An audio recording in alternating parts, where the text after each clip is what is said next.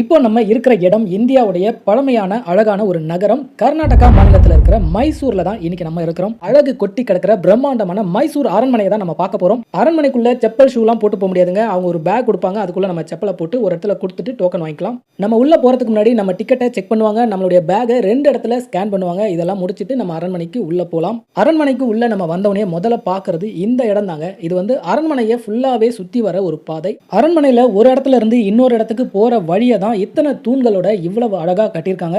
இந்த இடத்தோட மேல பாருங்களேன், டிசைனிங், பெயிண்டிங், லைட்டிங்னு இந்த இடம் எவ்வளவு அழகா இருக்கு. நிச்சயமா நம்ம வந்து சினிமால தான் இதெல்லாம் வந்து பார்த்திருப்போம். இங்க நேர்லயே நம்ம பார்க்கலாம். இந்த இடத்துல நம்ம பார்க்கறதுக்கு என்ன இருக்குன்னா, ராஜா காலத்துல பூஜை அறையில பயன்படுத்திய பொருட்கள், சிறிய சிறிய சிலைகள் இதெல்லாம் வந்து இந்த இடத்துல வச்சிருக்காங்க.